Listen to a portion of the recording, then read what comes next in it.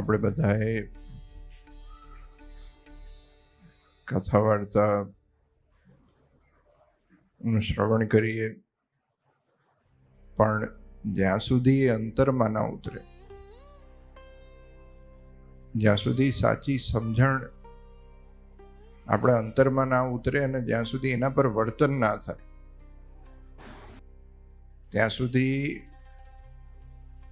ગમે એટલી કથા સાંભળી, ગમે એટલો સત્સંગ કર્યો, બધો જ વ્યર્થ છે. આપણે કઈ રીતે એના પર આચરણ કરીએ છીએ એ મહત્વનું છે. વાતો મોટી મોટી કરવી અને એ વાતો ઉપર આચરણ કરવું, એમાં બહુ ફેર છે, બહુ ફેર છે. અને આપણા હરિભક્તો, નરનારાયણ દેશના હરિભક્તો અને સંતો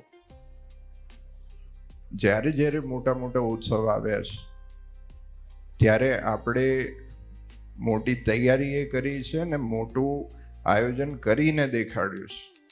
અને એના સાક્ષી અહીંયા બેસેલા આ બધા હરિભક્તો છે. મેં ઘણી જગ્યાએ વાત કહી છે કે આપણા નરનારાયણ દેશની એક પ્રથા છે કે જે ઉત્સવ થાય એના પછીનો જે આવતો ઉત્સવ હોય એનાથી સવાયો થાય છે, એનાથી 2 ગણો વધારે સારો થાય છે. અને એ પ્રથાને આપણે જાળવી રાખવાની છે. અને એ જ ધ્યાનમાં રાખીને આપણે જે આવતી 23 થી 27 જાન્યુઆરી 2026 સમયો જે ઉજવવાનો છે એ ભવ્ય અતિ ભવ્ય રીતે આપણે ઉજવવાનો છે. અને એના ઉપલક્ષમાં જ આજે આ બધાએ જ્યારે એકત્રિત થયા છો, આટલી મોટી સંખ્યામાં હરિભક્તો, સમયના અંતર્ગત જે કાર્યક્રમો એના ઉપલક્ષમાં આપણે ગામડે ગામડે, દેશમાં અને વિદેશમાં શરૂ કરાયા છે. સભાઓ શરૂ થઈ છે, બાળમંડળ, યુવક મંડળની સભાઓ શરૂ થઈ, બહેનોની સભા, ધાર્મિક પ્રવૃત્તિઓ બધી શરૂ થઈ. પણ સાથે સાથે હવે સામાજિક પ્રવૃત્તિ પણ આપણે કાળુપુર મંદિર દ્વારા આપણે શરૂ કરવામાં આવી છે. થોડાક જ દિવસોમાં એક બહુ સરસ ઇનિશિયેટિવ આપણે કાળુપુર મંદિરથી શરૂ કર્યો.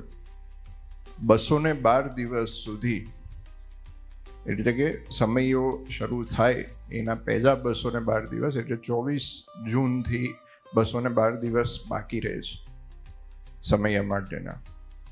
212 દિવસ સુધી એક ફૂડ વેન જશે અને રોજના 212 લોકોને જમાડશે. અને અમદાવાદના અલગ અલગ વિસ્તારમાં જઈને જે જરૂરિયાતમંદ લોકો હોય અને સાથે સાથે સર્વિસ સેક્ટરના હોય, કે જે સફાઈ કર્મચારી હોય, ટ્રાફિક પોલીસ હોય, જે લોકો આવી ગરમીમાં, અમદાવાદની ગરમી સહન થાય એવી નથી રહી હવે, અને એવી ગરમીમાં ઊભા રહીને કામ કરવું આપણા બધા માટે, એમને જમાડવા એ બહુ પુણ્યનું કામ છે.